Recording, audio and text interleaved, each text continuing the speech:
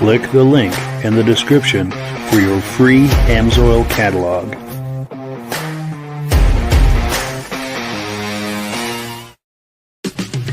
It's time for a quick shout out to some of our friends. B&B Auto Sales, your muscle car connection in Brookings, South Dakota. Above the Notch Car Club, a car club for auto enthusiasts in northern New Hampshire. The New Hampshire Muscle Car Club, the largest muscle car club in all of New England. MGM Classic Cars in Addison, Illinois. Visit mgmclassiccars.com today. Beach Hill Automotive in Bethlehem, New Hampshire, specializing in the repair, service, and towing of muscle cars and classic cars. Absolute Auto Body and Collision Repair in St. Johnsbury, Vermont. And lastly, I am your independent Amsoil dealer. Click the link in the description for your free Amsoil catalog. And last but not least, if you decide to advertise with the Muscle Car Podcast, this could be part of your advertising message. Well, good evening and welcome to the podcast. I'm really glad you're here. Now, I have a robust lineup of muscle car entertainment on tap for you tonight. But before we get into all of that, I want to make sure that everything is working properly. So if you can see my face and hear my voice, I'm going to ask you to leave a comment. Please let me know where you're viewing this from and whether you are a first-time viewer or a regular viewer. Now, to our first-time viewers, if this is your first time viewing the podcast tonight, I hope you have a good time with us, and I hope you decide to join us here each and every Wednesday night at 9 p.m. Eastern Time. Now, this podcast simulcasts to 8 different places across Facebook and YouTube. So wherever you're viewing this right now, just circle back in 1 week's time, and we'll be waiting for you with another fun-filled episode. To our regular viewers who are here week after week, month after month, and season after season, you are the ones who make this possible, and we really, really appreciate that. So let's take a few quick comments here, and then we'll bring our friends on, and we will get this party started. Let's see, we've got BCJ Vids in the house saying hello, hello back, nice to see you. Our good friend Mike Whiteside is here saying good evening, nice to see you, appreciate that. Also, our good friend Kevin Colhane is here, loud and clear from Sudbury, Ontario. Good to hear it. Appreciate that. Also, our good friends from the very beginning, Stacy and Art Fosler, are in the house viewing from Platkill, New York, and we appreciate your being here as always. Well, good. Let me change screens here. We'll bring our friends on, and we will get our party started. Gentlemen, how are we doing tonight? Very good. Oh, just great. Well, Doing thanks good. for having us. Well, cool. I should have worn my raincoat, but it's okay. Yes, we've got some weather coming, don't we? For sure, Yeah. for sure. It's Now, the our weekend. guest- It's going to rain. Our guest tonight has been on this podcast many times. He's a good friend, especially to Virgil and I. In fact, we met him at a car show, and we've met up at many car shows over the years. This is us at different car shows, hanging out and having a good time. And our good friend Jake Dwinell is here. He's there in the top middle of the screen. In fact, he is. Let me do this graphic here. The car guy's car guy. And Jake, that's a cue for a shameless plug.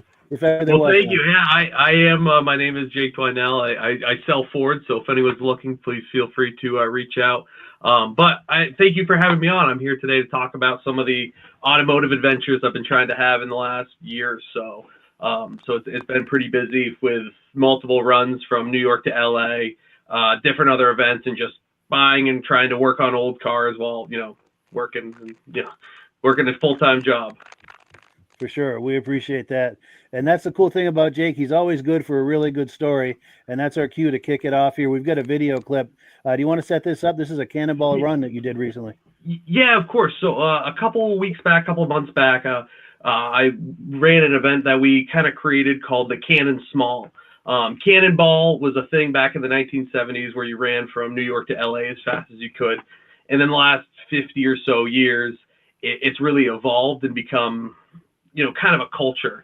And so we wanted to do a group event with a few people, but we didn't have a huge budget and we didn't want anyone going way too fast. So we invented, a friend of mine, Veronica, and my friend Mason Dibley, invented this thing called the Cannon Small. And I can't really take credit for too much of it, but it was a great time. The requirements were the car had to have around 100 horsepower. There was no year requirements, no price really, as long as it was something kind of cool and kind of unique. So it had to have right around 100 horsepower. So I took my 1979 Mercedes that I'll probably talk about a little bit later. It's got about 100 horsepower, not super fast. There was another 1987 Mercedes diesel that was also very slow. There was a Toyota Prius, but before everyone kind of jeers, the guy had converted it to a self-driving car. So he had installed the system on it. It wasn't self-driving from the factory, and he set the autonomous record, which is the least time hands-on wheel from New York to LA. He did like 38 hours of driving, and I think he had his hands on the wheel for about 25 minutes total. They timed it every time. And then a first-gen Honda Insight that the guy had driven 2 days before from the West Coast in Canada, from British Columbia, all the way to Connecticut, where we started, to California, and then back up to British Columbia. So he did kind of a lap of North America. But the video here is just going to kind of show a little bit about us driving and getting there and at the finish, and it was a good time. So definitely, cool. We can, I think, send it from there. Well, cool. Let's take a look. Let's cue up the video here, and we will take a look. This is our lineup. We've got Jay and Gypsy in the Prius. We got Veronica and Kit and Ben, their 300 SDL W116 280 SE with fuel cell.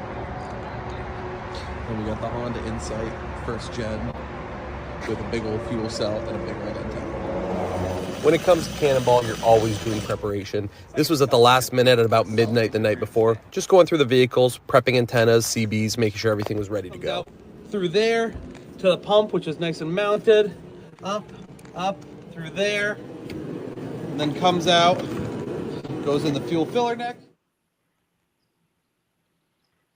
The next morning, we all met in Darien, Connecticut, which is the home of the 1979 Cannonball, as well as a few other runs since then.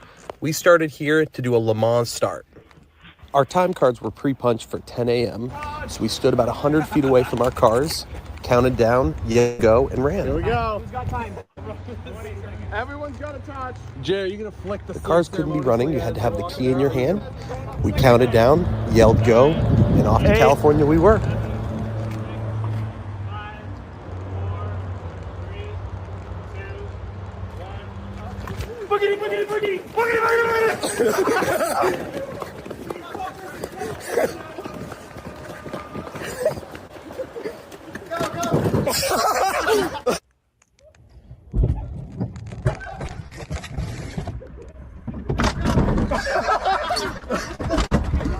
Oh God, I hope so. Go.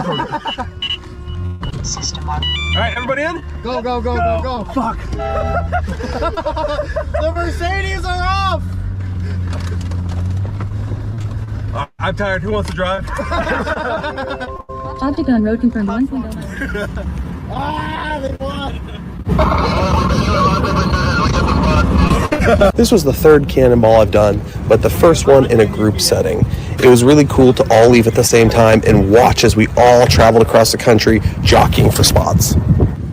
One variable you really don't have any control over is the weather, and unfortunately on this run, we had quite a bit of it. We hit rain for 2/3 of the run, but that's all part of it. We still had a great time as friends and it saw some incredible sights. It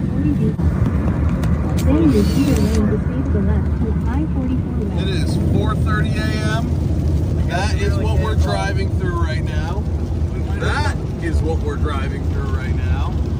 We might as well be storm chasers for real. Beautiful. I don't know, 10, 15 minutes.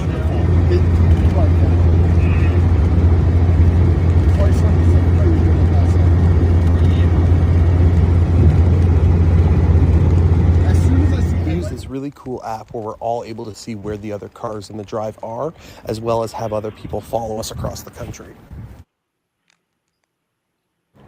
After an uneventful 2,800 miles, we started rolling through California and into the finish line at the Portofino Hotel and Marina in Redondo Beach. We don't have signs like At the that finish back line, where we we're had mailed from. out a second time clock, so when you could come in, you could punch the clock and see what your time is. Stuck behind the Range Rover. What's the kid? Yeah, right. This Range Rover is like, why are the people recording? I feel it up right. Go. What's that? Nice. What is it? Well done. What is it? 192. Oh, we gotta figure it out. That is Fuck. Come on. Where is it? Right here. Come on. Go. Did you put it in? Just put it in. Other way. Top. Other side. We're filming. Don't worry. Where? Right there. Here? And then hit the top. Punch the top. Can we get it? No. There you go. All right, move your car. Might need to do it again. Racing classic cars across the country has become one of my favorite pastimes. At the end of the day, the place that you finished really doesn't matter. This was about friends coming together, driving as fast as we could across the country, but more importantly, doing it safely without any issues. And that's what Cannonball is really all about. That's some good times right there. I wish I could join you guys sometime. That looks absolutely amazing. It's a lot. I mean, it's 2 straight days of kind of being on edge and focusing on driving, but it's a great time. And I've met some really incredible people that all kind of love to do crazy stuff the same as me. So it was cool. And leaving all at once was fun because for the first 100 miles, we're all right there. So, and again, we're being respectful. We're not cutting people off. Just, one gets in front, the other gets in front, and then we all just kind of split off. Sure.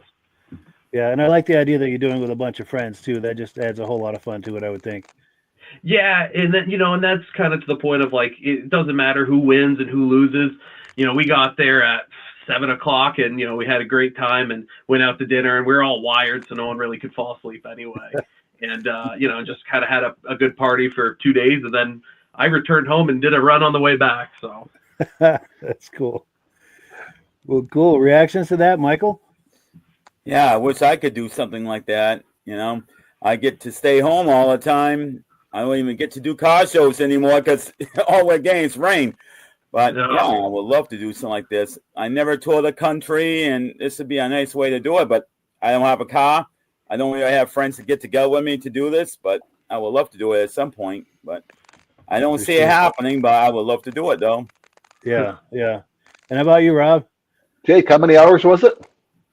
So we did it in allegedly 35 hours and 54 minutes, which was the same time that Brock Yates and Dan Gurney did it in 1971 on the first Cannonball. And they had a Ferrari, so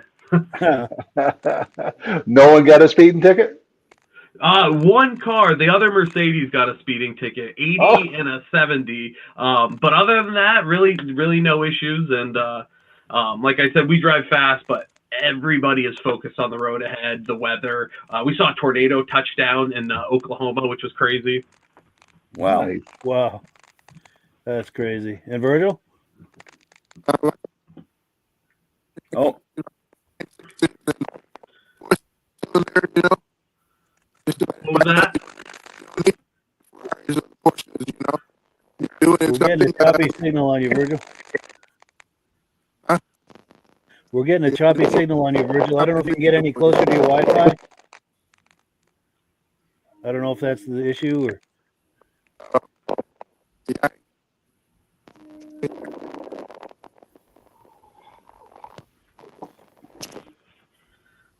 Oh, we lost him. I guess he's going to try to reset the Wi-Fi. Yeah, maybe he'll be back. We've got comments coming in too. We've got our good friend Ben from Vintage Mini Bike Lovers saying, "Good evening, all." Quick comment about that. Ben and Rob and I do a Vintage Mini Bike podcast the second Sunday of every month. So wherever you're viewing this, circle back second Sunday of every month at 8 p.m. And if you like those mini bikes from the 60s and 70s, you do not want to miss that. Also, our good friend John Spranger Jr. from the very beginning is here saying good evening from Wisconsin. Great to see you, John. Appreciate you being here. And well, cool. Let's pull this down and let me get back to the menu here. Look at what we're doing. Our next on our list here is Amsoil. So if Rob is ready, we're going to put you full screen, Rob, and going to give you a chance to do Amsoil. I'm ready. Excellent. Number of times we talked about the Amsoil synthetic, first 100% synthetic oil ever on the market.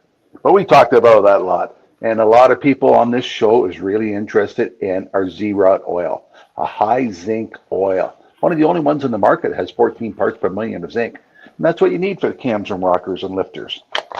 I love this container. I call it the toothpaste container. Gear lube, automatic transmission fluid, ATV oil, all that comes in this squeeze top. Do you know how easy it is to fill up a rear end with that instead of using a pump bottle? But last week we had a great little video we showed about the other products Amsoil carries. This is the mud slinger that we use for ATVs, dirt bikes, and everything. Power foam, carburetor and engine cleaner. This really comes out like a foam, you know, the old stuff you used to clean the ovens with, not like a stream of Varsol like some of the other ones in the market. And a product I use a lot is a heavy duty MP. It's a metal protector, but I use it to uncoat my vehicles. My vehicle has 1,300,000 kilometers on it. I spray my frame and everything. We spray the snowplow with it. We spray the lawnmowers before we start cutting the grass with it. That way nothing sticks to it. But it's a lubricator and a penetrating. That's a lot of the other products we have available. But to mention something not on the good news, what happened last week, the guy that started the NSRA, North American Street Rod Association, passed away, Mr. Walker. He was the owner, president of National Street Rod Magazine. I know Mike's been to one of the NSRA shows before. Yes. Just like to say hello to this family and all that, and hope they're doing okay. Yes, let's send them some love, absolutely, at this difficult time for all of his family and friends. That is sad news, and we thank you for sharing that with us. And because of him, that's why there's so many car shows around. He was one of the first ones to start it. He also owned Walker Rad, so anybody that had a street rod with a Walker Rad, that's the man who invented it. Yeah. Yeah, definitely a pioneer in that space for sure. Yep. Cool deal. Cool deal. So, and for more information on Amsoil, you can click on the Mike's site. Yes, link in the description. And we thank you for using our link, because when you use our link, Rob and I both benefit. I'm a dealer under Rob in the interest of full disclosure. So if you like these podcasts, it's a wonderful way to support it, because selling Amsoil is how we pay the bills. And we thank you for doing that. If you're considering it, and the people who have been doing it, we thank them as well. You guys are the ones paying the bills around here, and we appreciate that. Oh, and Virgil is back. All right. There we go. I was having like a bunch of static. Oh, wow. Yeah. We were having it too. We were having it from you also. Oh, I had to turn it on. I had to turn my phone all the way off. So I had to reboot. Right. Yes. Oh, I'm back. There is one other famous person that passed away too. The guy that played Norman Cheers passed away too. Yeah. I did see that. Sure. So let's see. The next item on the agenda here, since Memorial Day is just around the corner, we've got some images from our own Micheal Delage of military vehicles. So we're going to take a look at that. Let me cue that up here, and we'll react to it on the other side. And yes, here it is. Let's take a look.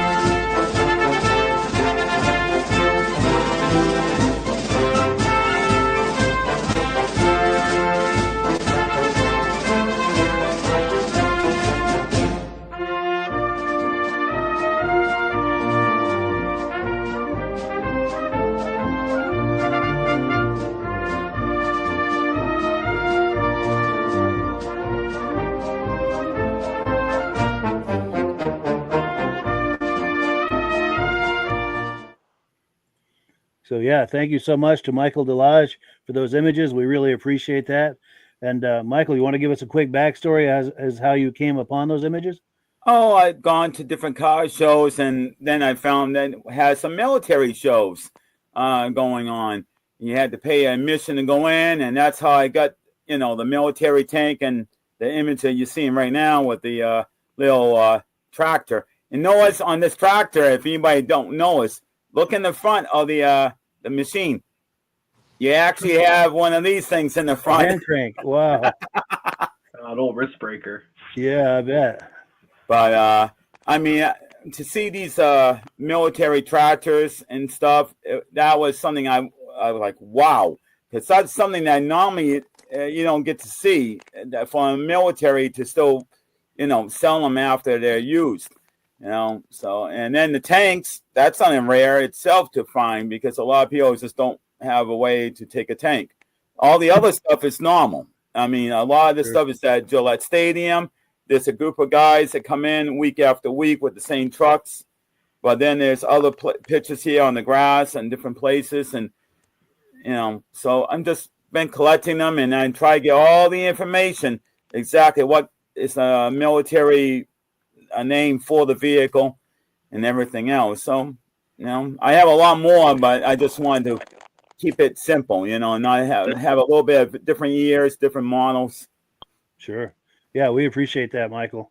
And since Memorial Day is right around the corner, I just wanted to do a moment of silence and a big thank you to all of the veterans, and especially the ones we're honoring this weekend, the ones who didn't come back. So just a quick moment of silence for those people.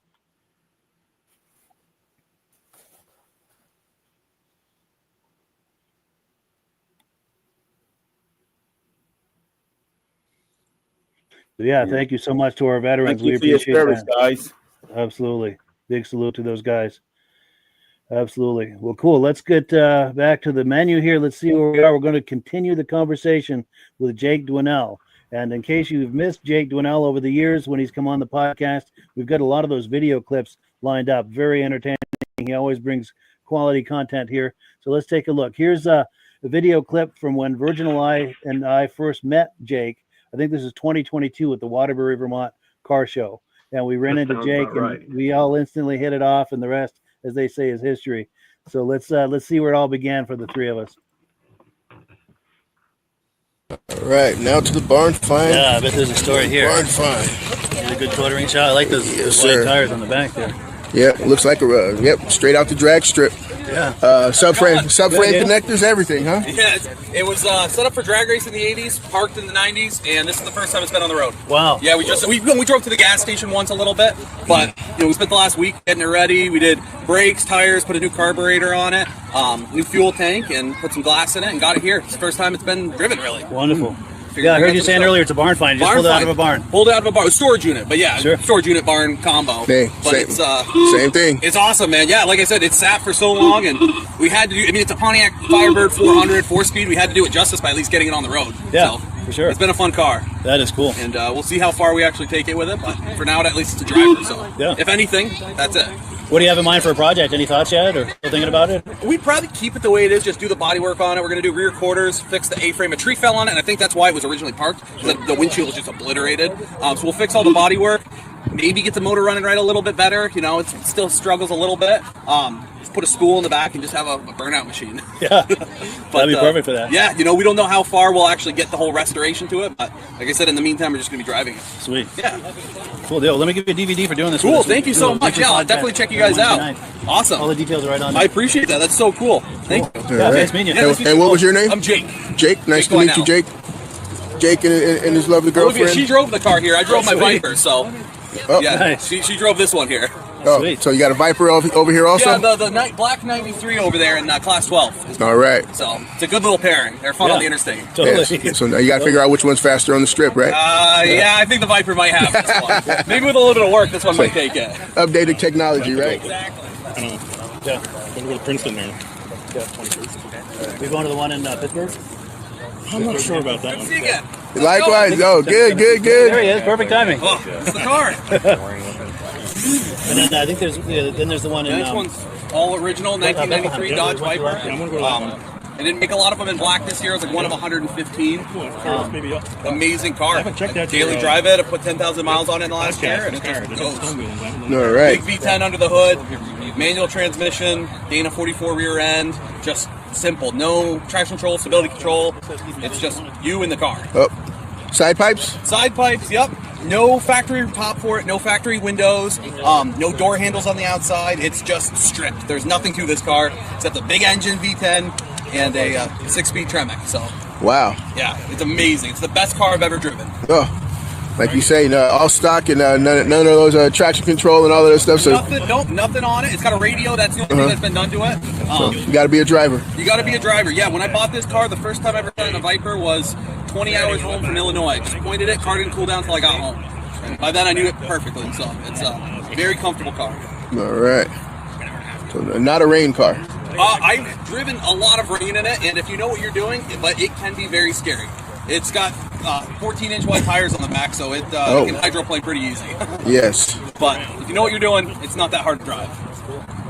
Comes with 14 on the back? Yeah, 335 foot factory. Yeah. What year is it? 93. Is that the first year? Second year. Second year. Yeah, they didn't make a lot the first year. They only made 1,100 the second year. My friend's father bought it in the first year. He had to wait for it to come in. Yeah, that sounds about right. Paid 80 or 90 for it. Yeah, By the time he got it, it was worth 100. Yeah, you know, they've, and I didn't buy it to make money, but I also bought it knowing that when I do go to sell it, I'm not going to get too burned. Yeah. It's not going to depreciate like a lot of other stuff. So. And you do use it a little bit? Oh yeah, I bought it last year, drove 1,000 miles home, put 8,000 miles on it in the meantime, drove to Philadelphia this spring. It's a driver's car. Good. So do you want to get close for an interior shot? Yes, sir. Cool. I'm happy to pop the hood if you guys want to see Yeah, it. that'd be great. Sweet interior, huh? Car, yes. All stock. No, it's just they were taking some videos of it. But one of those things, everything's for sale for the right price, you know? I paid 40 for it. That was a year ago. They've gone up a little bit. Realistically, for me to get rid of it, I'd have to get 50, just because I love it so much.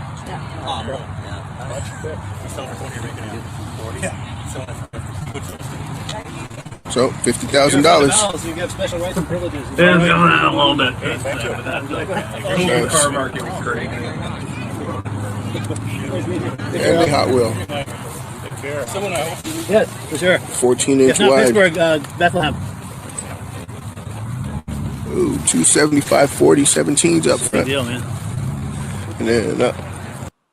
So yeah, good times at the Waterbury, Vermont Car Show with our good friend Jake Dwinell. Jake, what are your recollections of that day or that moment when we all kind of met?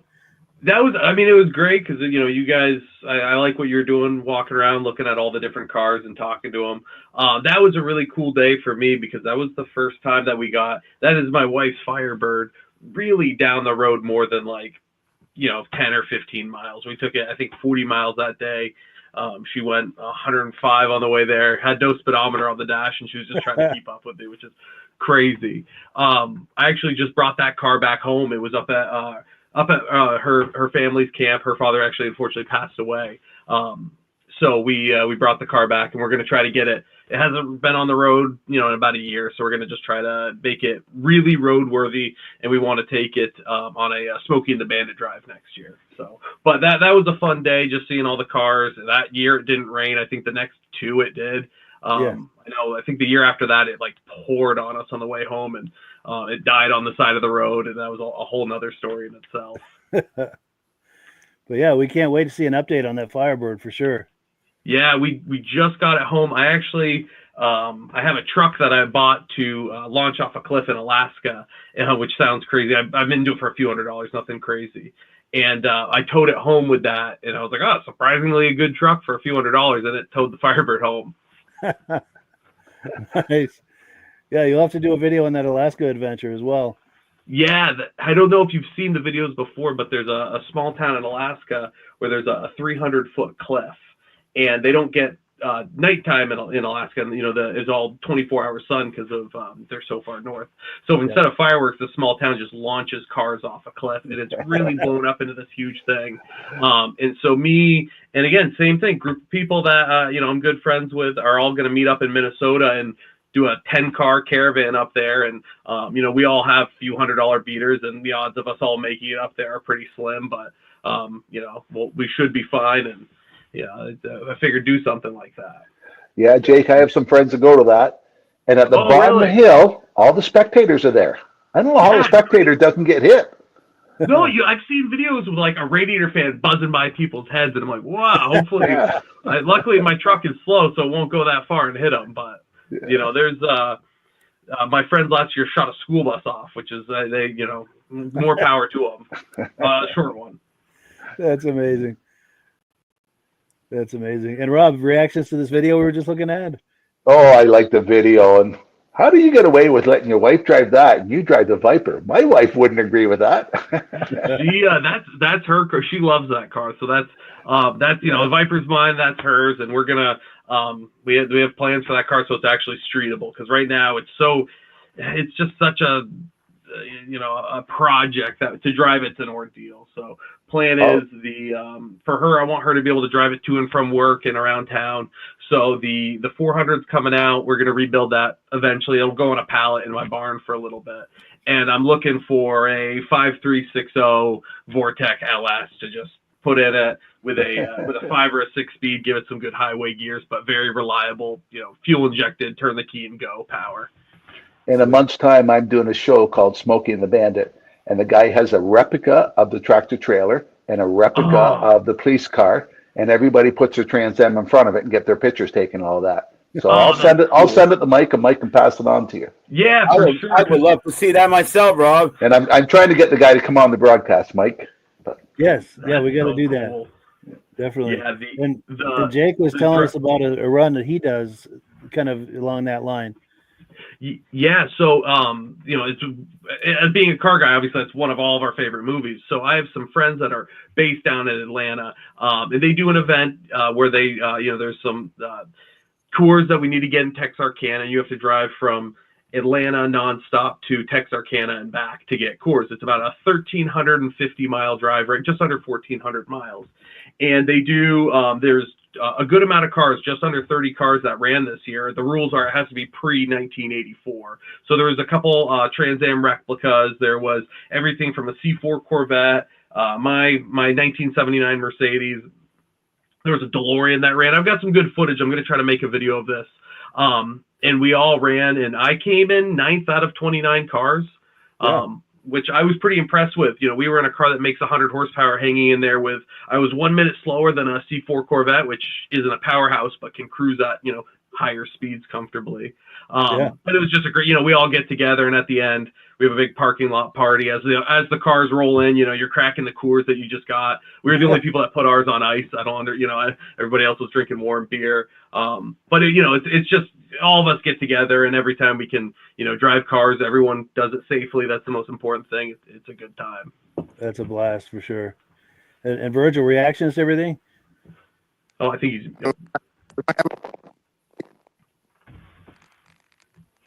Okay, here we go. Hello? It's cutting through again. Yeah, we're getting choppy audio on him. But I know he has good memories of that day for sure. All right, yeah, he's going to try to reboot, I think. And Michael, reactions? Yeah, when I like both of these Firebirds, I'm always this Firebird and the Dodge Viper. And when I was looking at the Viper, one thing came to mind. You were saying that it's not very good on slick roads and you get wet weather. No. I seen this guy one day. I don't think I had a picture of the car, but I did see it. And this guy has a Dodge Viper engine for a motorcycle.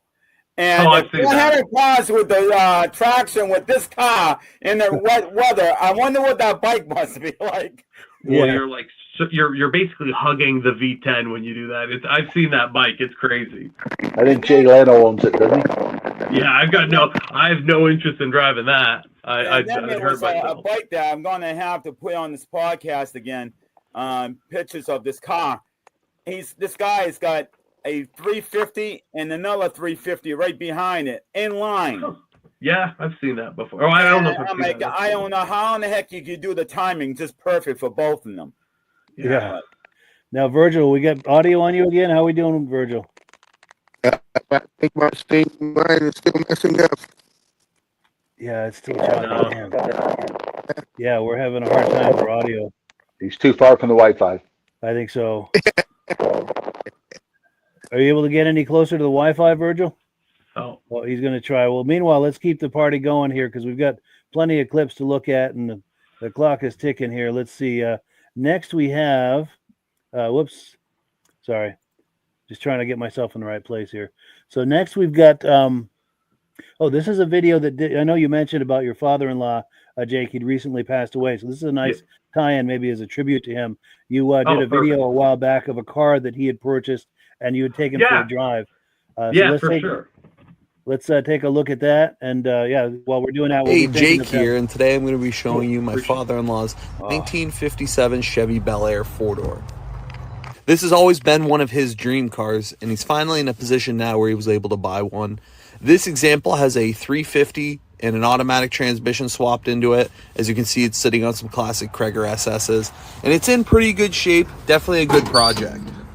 Under the hood here, you can check out the small block Chevy that someone put into this probably a few years ago. Other than that, this car is mostly stock brakes, stock suspension. It does have some interior work that's been done to it. As you can see here, it's got some nice aftermarket bucket seats, some nice gauges, but still a very classic and comfortable car. One weird quirk of the interior I really like is this ratchet shifter. You got to pull it down for every gear shift. So there's reverse, neutral, and then drive. And speaking of drive, let's get this beast out on the road. It does steer really well. That big steering wheel is your power steering in a car like this. Drove really well up until the point where my father-in-law told me to watch out for the brakes.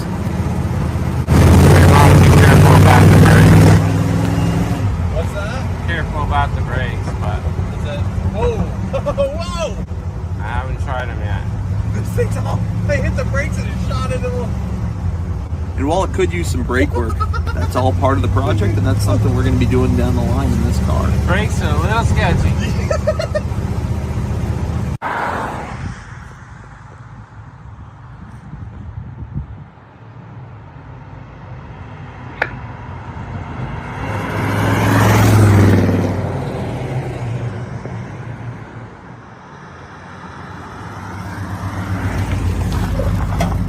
While this car may have less power than your standard minivan on the road today, or it might have some of the scariest brakes that I think I've ever driven with on a road car, it's an experience driving a car like that, and that's why we love cars like this.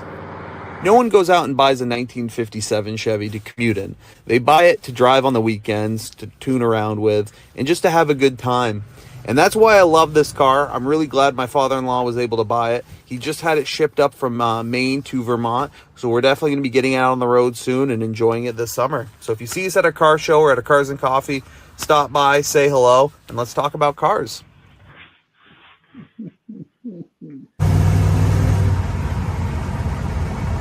Yeah, it's a nice way to remember him. And Virgil and I met you and your wife and him, I think, at the 2023 Waterbury show. He was a really good guy. I appreciate that, and that's what he loved to do was classic cars. And so a little update on this car. So he went through and did the brakes, and that was about it. And we just had it as a driver. I think we probably put 300 or 400 miles on it, and then we tucked it in my barn. And I actually just recently sold the vehicle. He passed it on to my sister-in-law. My wife got the Firebird. And so, we sold it to a nice woman who was very excited to drive it. She said her kids were really excited to, cruise around in a classic car with her. So the car is still being loved. It's by people. It's in good hands. But I couldn't believe it. I'll say this. We took that car. It had been sitting in my barn for about a year and a half. And it's not climate controlled. It's as barn as you can get. And a little bit of starting fluid. The battery was completely charged. It had no problem cranking. And it drove itself out of the barn. I could not believe it. Huh. Need a little bit of transmission fluid. We probably did a 5-mile lap in it. It was kind of a send off, but there's something to be said about old, simple cars that can sit for a year and a half with old gas, old battery, and just fire right up with a little bit of starting fluid. For sure. That's amazing. Yeah, and a wonderful way to remember him too. That is cool. Of course. And Michael, reaction to that? Yeah, I mean, I have a fondness on the 57 Bel Air. because my great grandmother owned one. And then there was a fire next to the house. It was a big above gas tanks, high winds, and it took the house, the roof, and it literally toasted the two cars that were in the driveway.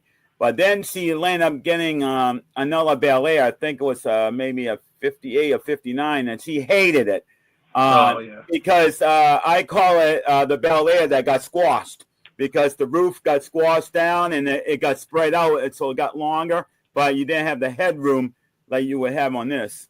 And I always like the 57 because I like that V shape in the back and all the stuff in it.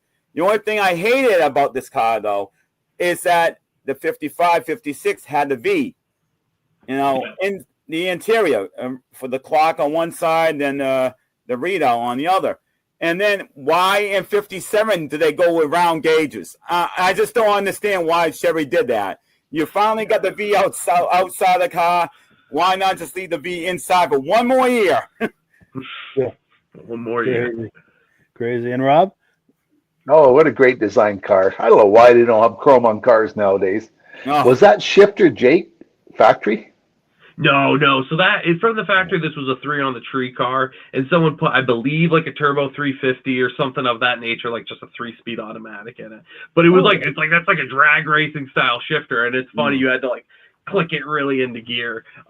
Which is there was a few times I was I commuted it. I drove this car to work a few times, which is like a 30-mile drive. And there was a few times like in the intersection pulling into work, I had to do like a turn and the shifter just like disconnected. I had to like jam a screwdriver in there. And luckily I got it going. I like the amount of times you got to turn the steering wheel to go around the corner. Oh yeah, and you're Armstrong steering. It's a big wheel. Yeah, for sure. Yeah. And then Ski Hive is watching us tonight saying everybody wants the 2-door, but that 4-door is cool, especially with those Kragers. Absolutely. I've had a fondness for 4-doors because you can fit all your buddies in the back. Everyone can pile in. So Absolutely. That's cool. Well, let's see what else we've got here. We've got, okay, so Jake did another Cannonball Run a few years ago. We're going to play that clip right now and see another Cannonball experience. So let's roll that here and we'll react on the other side. Oh, cool.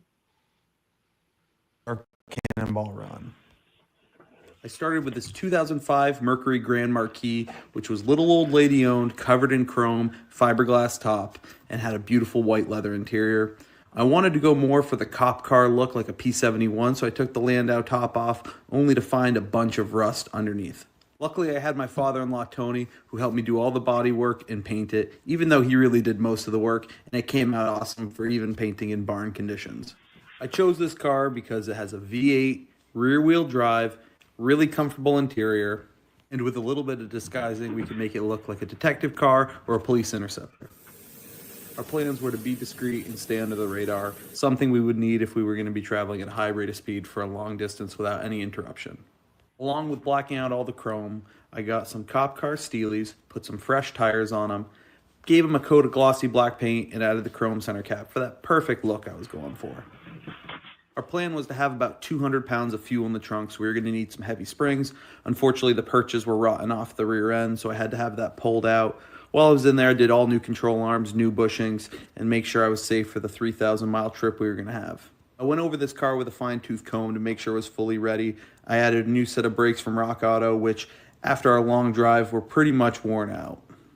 I had a lot of extra wiring, like these LED fog lights, so I made a custom center console, which housed all of my switches, all of my controls, and an auxiliary fuse box fed right off the battery. Countermeasures like radar detectors, GPSs, police scanners, brake light kill switches, and more are really nice things to have, especially on long-distance drives. The final product really did look like a cop car. I made my custom honeycomb grille and blacked out the tail panel to replicate more of the P71 Interceptor look. One thing that was really important was fuel. We had a 30-gallon cell in the trunk, which was pump-fed into the fuel filler neck, which led directly into the main tank. This gave us a range of about 700 miles between fuel stops. On a Cannonball, stop time is time that you'll never make up, so it's important to limit that as much as possible, and this was a good solution for that.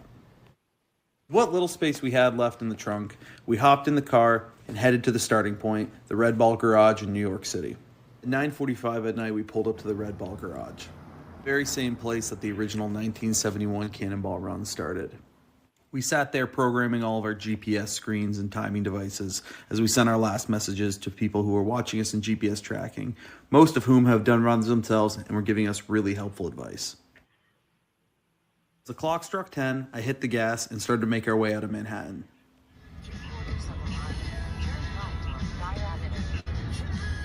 About a half a mile. Cool. Come on. We're actually cooking pretty good. Got out of the Lincoln Tunnel and into New Jersey in a respectable 14 minutes and 50 seconds. California is still 2,800 miles away. We made sure to do as much as we could while driving, giving the backseat passenger some time to rest in between long driving shifts. But most of the time, we tried to be alert and keeping an eye out for things that might stop us. A good set of binoculars, all our countermeasures, and our overhead spotters meant that we always had an eye in the sky. Rolling through Terre Haute right now. Front K-band.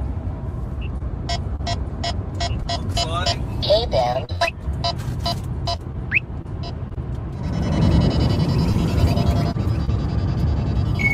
We even got some footage courtesy of a few toll cameras. As our main tank started to drain, we would pump fuel from the auxiliary tank into the fuel filler neck. Doing this, we were able to get away with only 4 fuel stops across the country. We had a really good system, and we were able to fill 50 gallons of gas in about 4 minutes average. On a drive like this, there's really no time to stop and experience things firsthand. So it's almost like the whole drive is compressed, and you're watching a time lapse of the whole country. States go by, landmarks pass. The sun rises and sets around you. We drove straight across the panhandle of Texas and saw Cadillac Ranch, this really cool art installation in the desert of Amarillo. We are coming up on the last leg of our trip.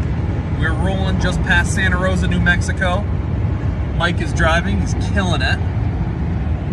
We got about 906 more miles to go. We're on track to hopefully break Dan Gurney's time. We'll see. We'll see.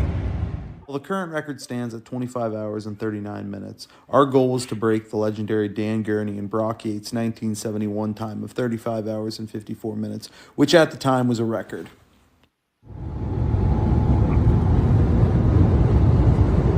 Nothing in front of us except open road, the Portofino. As the sun started to set, we made our final push west towards California, finally making our way to the Portofino Hotel and Marina in Redondo Beach, California. We pulled in at 5:41 a.m., punched our clock, and stumbled out of the car. I had to take the obligatory photo at the Portofino gatehouse.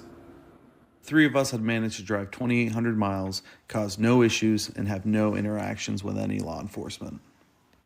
We had a goal and we set out to achieve it as a team, and that's exactly what we did. We beat Dan Gurney and Brock Yates' time by over an hour, and it was truly impressive for us. And luckily, my fiance at the time didn't have to fly to a random police station to come bail me out, which was something we were a little bit worried about, as we had some plans while in California. Hey, I'm Jake. Yeah, that's good stuff right there. Yeah, thank you so much, Jake, for that. Any reflections on that, Jake? Go ahead. Well, that was cool. I mean, that's, that was my first like major long distance, timed drive, and a lot, it stayed the same. A lot's changed. The guy who was doing overhead for us at the time, I'd never met, he would like sit on his computer and watch traffic, police, weather radar, just, make sure we are on track. He has now become a great friend of mine. I've actually done 2 runs with him, and he will sit on binoculars for 20 hours on end, just looking at traffic, looking at cars ahead, looking out for accidents, construction, anything that might get in our way. And then, it said Cadillac Ranch. I mentioned that there. I've always driven by it 3 times. I've always wanted to stop. So on the way back from when we were out there a few weeks ago, we had decided that we were going to try to do a 42-hour run, but stop and do stuff.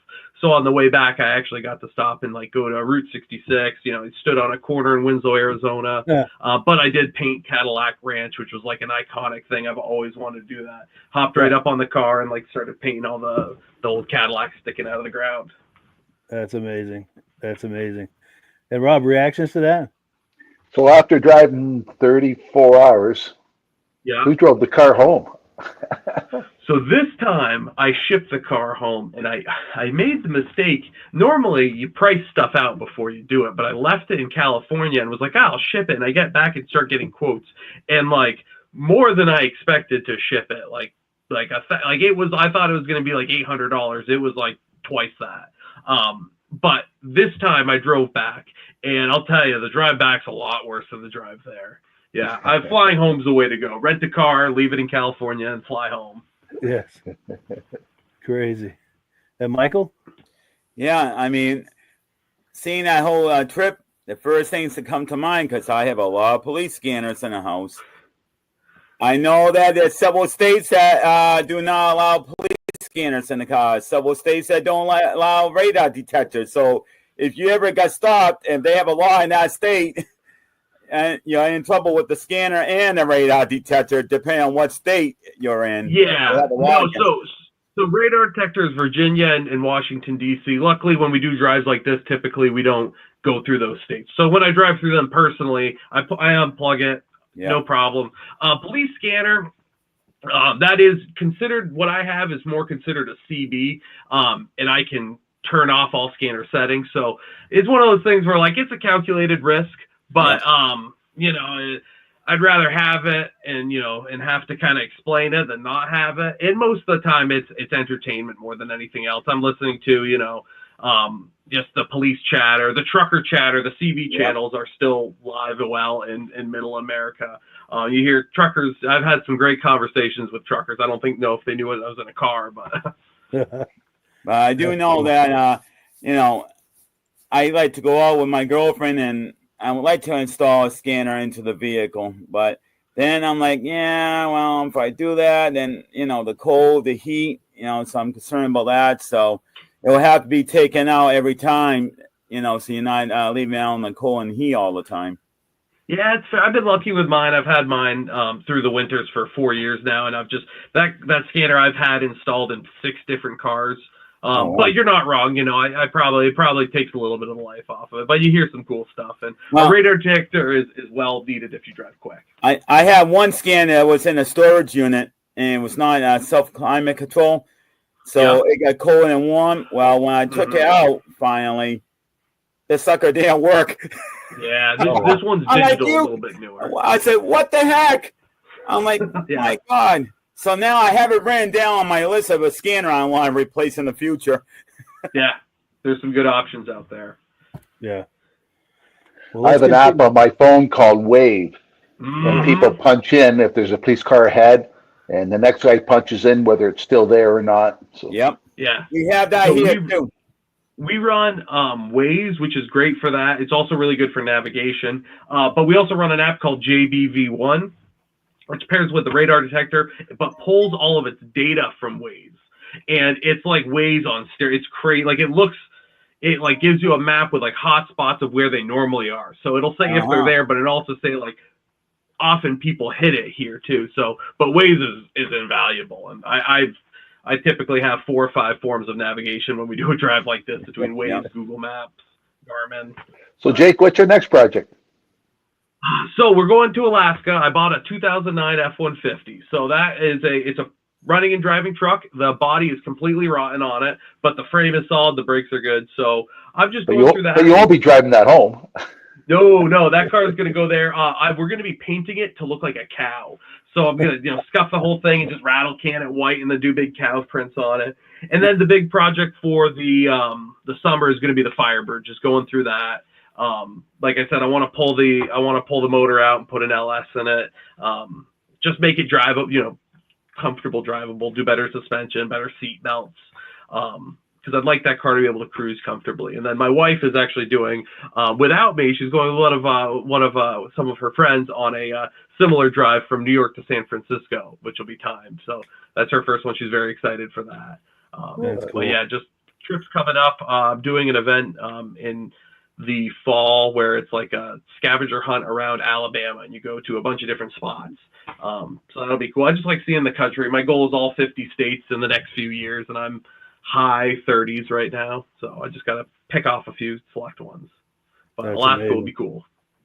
Yeah, and be sure and keep us posted on all of that, and try to get video if you're able to. Yeah, no, and I'm going with a bunch of people, so it's easier when you go with more people. You can kind of crowdsource, and everybody get all people's videos from here, and here, and then you can kind of edit them together. But it's a 4,000-mile drive, so we got to get there before we even can launch it off a cliff. So I'm sure there'll be some trials and tribulations. I've gotten good at fixing stuff on the side of the road. So Nice. Yeah. I was just thinking maybe you guys should go train chasing. Have somebody with a camcorder and chase a train, and you can follow the train wherever it's going, especially out in the Midwest, because there's a lot of area that's just flat, no trees. Yeah. Chase the train, do like a train race, race the train. I like that. I mean, I'm a big train buff. I like getting pictures of freight cars and engines. And matter of fact, in my neck of the woods, on province of Worcester, 2 of their engines that they have are now on the West Coast. Oh, no way. Wow, that's crazy. And that's weird because they're triple axle and they can't use them around here. So the Genesee in Wyoming that owns PNW now, which is province of Worcester, they own railroads all across the country. They're painted in I call it Halloween colors. Oh, black and it's orange. got that stupid orange and black color. I'll keep an eye out for that. There was out west. There was like 4-mile-long freight trains going across the desert, and you just look, you're like, how long is this going on for? When you've been out for 35 hours, you think you're just daydreaming. Well, I forgot where it is, but there is an area where you can see the train, and it actually makes like an S curve, and the engine is there, but then you don't really realize it goes around and around and around, and then you see the S at the end, and you're like, holy shit, that's the same train. Yeah, it's crazy. So wow. There's some cool so people are totally amazed when they go out there in the Midwest to see that. Yeah, Jake, which route you taking to go to Alaska? Oh, so we're meeting up with everyone in Minnesota. So we're going to go drive from here down through like Ohio, Indiana. And then we're going to cross over in North Dakota. I think go through like Saskatoon, through, I think, up into the Yukon. I forget the name of the towns. And, up kind of a little bit through BC, I think, and then into the Yukon and then into Alaska, right by, it's called like TOK. I've got an itinerary with everything, but it'll be fun. And from what I hear, deep Canada is like, there's not much there, like a few hundred miles between gas stations. So we're bringing, extra cans of fuel. And luckily we'll have enough cars where, if we got to siphon a gallon from one to give to the other, it'll be cool. There's some, their Pontiac G8, which is a shame, is getting sent off the cliff. A V8, kind of the next GTO 4-door from the 2000s. My truck, a couple other trucks. There's talk about a Porsche Panamera that's got a flood title and isn't worth anything because it's a salvage vehicle. So there's some cool stuff that's planned. And keep in mind, we got a volcano up there too that's ready to blow. Oh, hopefully we don't run into that, but what a way to go if it is a volcano. So hopefully not. So we've got one last video clip to play. This is from I think it was the Essex show in 23. We met up with Jake, and yet another time. We always meet up with him at these shows, which is always fun. All these different shows. And we met up, and he was showing us some of his finds. And we'll just leave it at that and play the video clip, and it'll speak for itself. Let's take a look. It's just taking a moment to load. Here we are at the Street Rod Nationals in Essex, Vermont. I'm walking around swap meets here with my Cannonball shirt, which if you don't know, Cannonball was started in the 1970s by Brock Yates of Car and Driver, and it was driving as fast as you can from New York to LA. And since then, there's been a little bit of a cult following behind it. People have really started to kind of get used to it. And I actually did one back in April myself we did a video on it of the podcast, but basically you start at the Red Ball Garage in New York City and you drive as fast as you can to LA. So right now the record is held at 25 hours and 39 minutes, which is an average speed of well over 110 miles an hour. We did it in 34:41, but walking around the swap meet today, someone noticed my shirt and they actually pulled me aside and said they had this. So this is one of the Car and Driver magazines from 1975. This is when they, right before they were about to do I think it was their third or their fourth race, or it was right after it, but they did one in 1975, and the guy said, hey, I was planning on reading it, and I made him an offer he couldn't refuse, and I bought not only this, but the whole stack of 1975 Car and Drivers. So you got the whole year. I got the whole year. I'm keeping August. If anyone else would like anything else, I'm happy to share, but this one's mine. It's probably going to go in a frame up on my wall. with all my other Cannonball stuff. But if you like to drive really fast, if you like to avoid police and have a good time with your friends, I highly recommend it. But it's not for the faint of heart. It is a long drive. It's a commitment. It's a commitment, and it's a good time. It was, I have plans to do it again. I have plans in the near future. So if you see me wearing my shirt and you have anything or you want to say, definitely stop and let's talk Cannonball. It's a good time. One question for you. What's going on, Virgil? How many drivers? Is it just one driver driving the whole time? So you can do it. There's no rules as long as the same people start in New York that end in LA. Okay. So we did it with 3 drivers. Only two of our drivers drove a whole time. One of them was kind of a fill-in for when we got tired. Yeah. I do have a friend though. He currently holds the solo non-stop record from New York to LA. He did it in 33 and change. I forget exactly, but he did it by himself, non-stop, no stops for fuel. He did it in a Toyota Prius with 110 gallons of gas in it. And I like to think I'm crazy, but this guy is next level, and he loves his Priuses, and I can't really blame him. He does some crazy stuff in them. So cool. Prius with gas, huh? Prius with gas, 111 gallons, I think it was. Crazy. I'm still just trying to get over Prius with gas. Yes. This guy loves his Priuses. He's now done a lot of coast-to-coast drives in them. He's now starting to do, a lot of what people did in the 90s and 80s when they started taking the old 4-cylinder Pintos and the Novas and all the cars that no one really cared about, much like today's Prius, and just doing stupid stuff with them, whether it's lifting them and putting them on 33-inch tires and mud bogging them, or going crazy and putting an LS and making it rear-wheel drive. But he loves his Toyotas. He does crazy things with them, and a lot of us car guys hate Priuses, but at the end of the day, if it has 4 wheels and you're doing something cool with it, it doesn't matter if it's a Prius, a Yugo, a Corvette, a Lamborghini. We're car people. We like everything. So, and that's kind of what we're out here today. You see, a little bit of everything. Especially when someone's thinking out of the box like that. Think outside the box. You don't have to have a cool car to do cool car things. Just get a car and start doing stuff, whether it's driving coast to coast or doing, track days or whatever. Just do fun stuff with a car. I like all kinds of cars. So that's what it's all about. It's just having a good time. For sure. Yeah. Cool deal. Good to go. Yes, thank you, Jake. Yeah, for sure.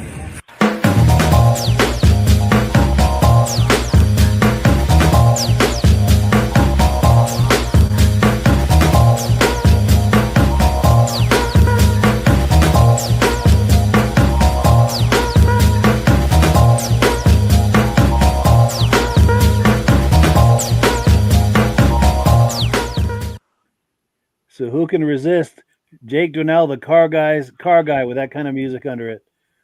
I appreciate that.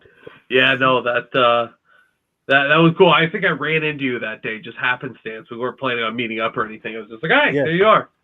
Yes. Which was, I feel like it's happened a couple times, so that's pretty interesting. Definitely. I think here's a still shot from that same same day. Yeah, exactly. Always a good time. Always a good time. Yeah, it's cool. We've had some good times. A lot more to come too. Oh yes, for sure. Looking forward to seeing you this summer. And since we've got that graphic on the screen, do you want to do another shameless plug? Yeah, if you or anyone is looking for a new vehicle, we try to be really transparent, and I love cars. So if you're looking for something specific or you want someone that's going to be really passionate about finding something that you love, just give me a call. That's my big thing, is I like to be, a car guy for people that like cars. My number is on the screen. My email is there. But yeah, I'm always happy to help, even if you just have general questions. Cool deal. Cool deal. Yeah, thank you so much, Jake, for coming on again. It's always good to have you on. Yeah, absolutely. I got some more stuff coming this year, and like I said, I'll make videos of all the trips we do and any project updates, which hopefully there'll be a lot of. Excellent. Yeah, we look forward to that. And Michael, closing thoughts? Yeah, I mean, I'm a little jealous. I wish I could do what you're doing. Money is not there for me, and I never own a vehicle, can't afford one. So, I just wish. But I do love seeing the videos, though, because, you get to see a few things, but I know you guys don't get to stop, but, you get a little bit of stuff along the way. No, I appreciate that. I'm very fortunate to be in the position I'm in, and with my father-in-law passing, I figured life's short. You never know what's going to happen tomorrow, so try to do what you can today. That's exactly my motto, because that's how I'm thinking at this point in my life. I'm like, I don't care what people think or whatever anymore. You just go out and do what you want to do, because you never know. You could be here today, you could be gone tomorrow. You just might enjoy every single day you got. Of course. Cool. And Rob, closing thoughts? Jake, I like your attitude. I got an event I'm going to attend this year, and the cars aren't roadworthy, but everybody's got an artwork on their car.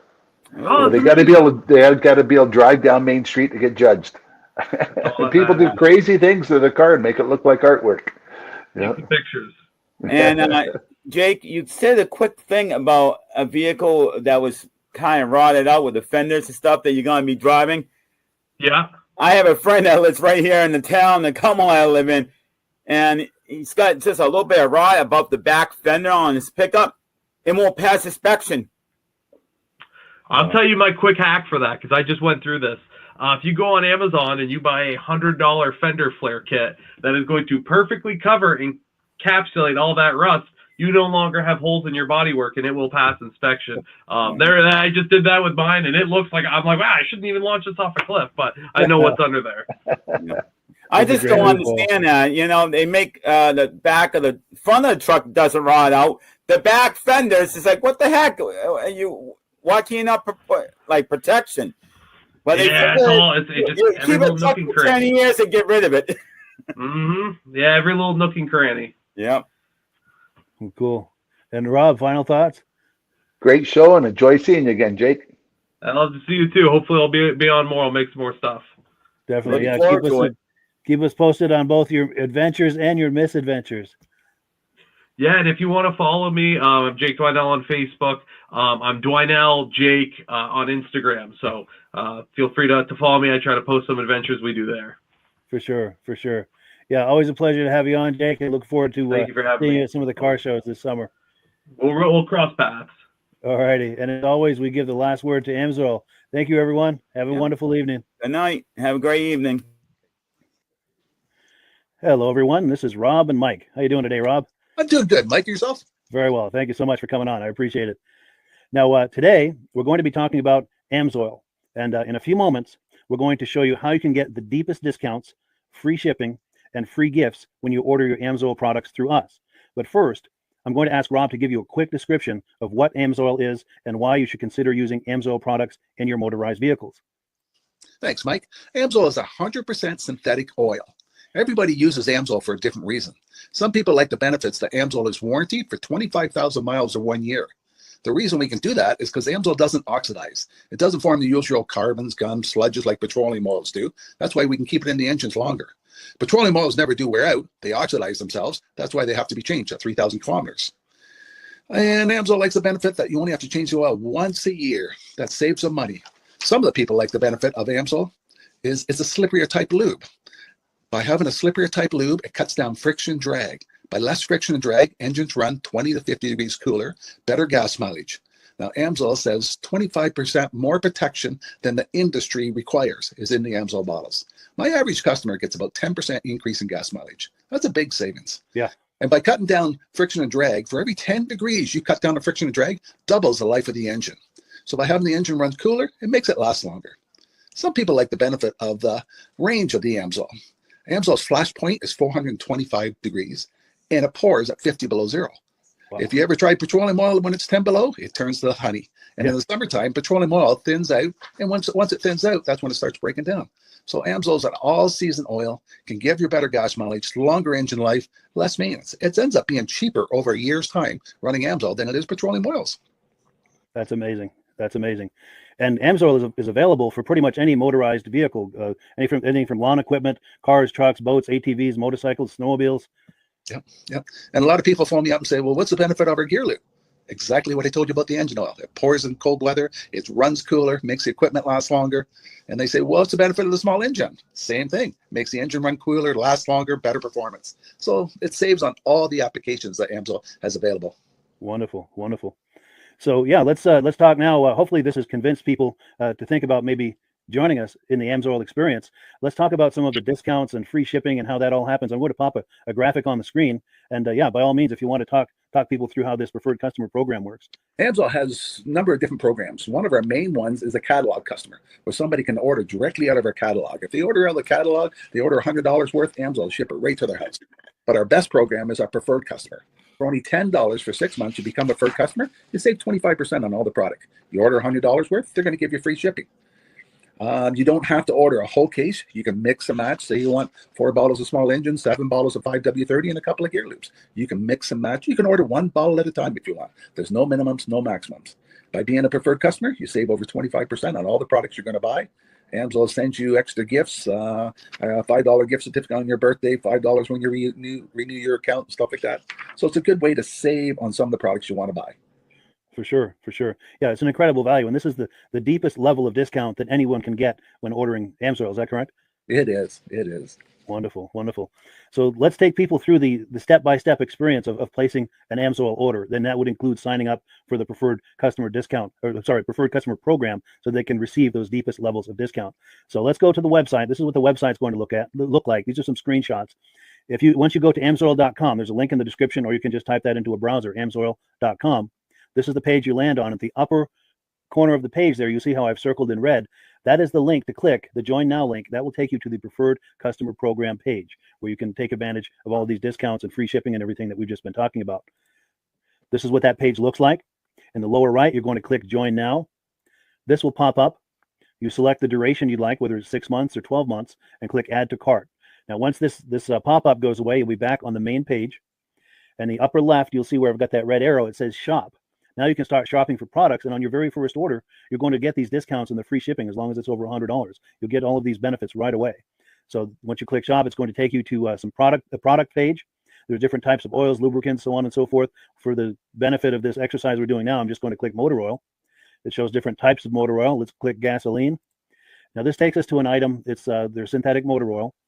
And you can see the item there, and there's choices for different viscosities. But take a look at the price. Let's take a closer look. Let's zoom in. But if you've joined the preferred customer program first, you're going to automatically get the deepest levels of discount. That's what we're looking at here. You're saving $3.80 on that quart of oil. Instead of paying $16.29, you're now paying $12.49 for that quart of oil. That is the deepest level of discount you can possibly get. And then you just add the quantity that you'd like. You select any other items that you're thinking about, add them to the cart. And once you click Add to Cart for the final time, you're going to see this come up at the top of the screen. It's going to show your items and your the total that you're at so far. Pardon me. And then you just click View Cart in the upper right, and that'll take you to your cart.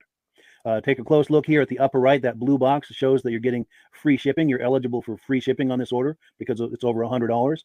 That little yellow box shows that you've got the preferred customer membership on your order that gives you the deepest levels of discounts for the next 6 to 12 months. And then below that, you've got the items that have been selected. For the exercise here, I selected 9 quarts of the signature series, but that brings us up over $100 for the free shipping. We're saving $34.20. And if you're ready to finish, you click Checkout Now, and that takes you to this screen here. If you haven't signed up with an Amsoil account at this point, just click in the lower right to create an account, create a new account. It's going to ask you for some basic information, name and those types of things. Now let's take a closer look. You'll see this gray shaded box. This is a very important box. This is going to ask you if someone has referred you to Amsoil. And if so, please enter my name. My name is Mike LaPierre. It's spelled right there on the screen for the correct spelling. And also the referral number, 304-555-94. That's how you make sure that Rob and I get credit for this. Now, in the interest of full disclosure, I have signed up for Amsoil under Rob. So when you order using this referral number, Rob and I both benefit. So if you enjoy these podcasts that we're doing, this is a wonderful way to support the podcast, because when you order using this referral number, Rob and I both benefit. And the commissions I make go directly toward offsetting the cost of doing these podcasts. So I thank you in advance for that, for using my referral number. I very much appreciate it. And once you've done that, you just go into the next screen to enter your payment information, and you're done. Now, once you've placed your order that's over $100, and that order includes your Amsoil Preferred Customer Program, you are now eligible to get a free DVD from myself. Now, this is going to be either a muscle car DVD or a vintage snowmobile DVD. Use the email address on the screen, wkspodcasts@gmail.com. Send me an email. Let me know which DVD you would like me to send you, the muscle car or the vintage snowmobile DVD, and I'll get that right out to you. As you're typing in that email, in the subject line, be sure and type in capital letters, free DVD requests, so it stands out as I'm checking my email, and we'll get that right out to you. So I guess the last thing, Rob, that we wanted to talk about is if someone is considering Amsoil as a business opportunity. Yes. If anybody has a retail or a commercial account and they would like to buy directly from Amsoil, just send Mike a line. He'll show you how to set up and you can buy directly from Amsoil. But if you are interested in starting your own part-time business, a part-time business that can grow into a full-time income, Mike and I will show you the Amsoil marketing plan. Amsoil has a large selection of products that cover almost every application. So it doesn't matter if you're into snowmobile, boating, or ATVing or hot rods, we have an oil for every application. It's a fun type business. That's I really enjoy doing. Where else can I go and have fun and make money doing it? And Mike and I are here to help you all the way along. If you need any help on how to promote or to find new accounts, we're here to help you. For sure, for sure. So when you sign up under that number, this 304-555-94, you're getting Rob and I as a team. Now, Rob has been doing Amsoil for 40 years. Can you believe that? 40 years. So he knows every aspect of this business, and he knows all of the ins and outs of the products. So he'll be able to help you with any kind of product questions or any kind of questions to show you the different business models that you can do with Amsoil. And then the other thing that you get when you sign up under me is I've got a strong background in social media. So if you need some coaching on how to generate Amsoil leads using Facebook and YouTube, I'm happy to coach you with that when you sign up under Rob and I. You get both of us as a team to help you, to coach you, to support you, whatever you need to get you off and running with this business and having fun with it. Like Rob said, it's an enormous amount of fun. If you're like Rob and I and you enjoy going to any kind of boat shows, car shows, motorcycle shows, snowmobile shows, anything with a motor, you like going to those shows, those events, those races, this is a great way to turn that into a income opportunity for you. Yes, yes. And just by wearing my Amsoil hat at one of these events, people come up and ask me about Amsoil. People don't know where to buy it, and I'm there to help them, show them where they can buy the products. Perfect. Well, cool. Well, this is great. Any final thoughts, Rob, before we wrap it up? Amsoil's a fun business. Amsoil's been around since 1968. It was the first synthetic oil to be AI approved. Wow. Yeah. That's amazing. And that's very early in the game too, isn't it? Yes. For sure. Well, good. Well, thank you so much, everyone, for viewing. Hopefully, we've gotten you excited as we are about the Amsoil products. We'd love it if you could join us either as someone who uses the Amsoil products or to join the Amsoil team as a business opportunity. And we thank you so much for viewing. Have a great day. You have a good day.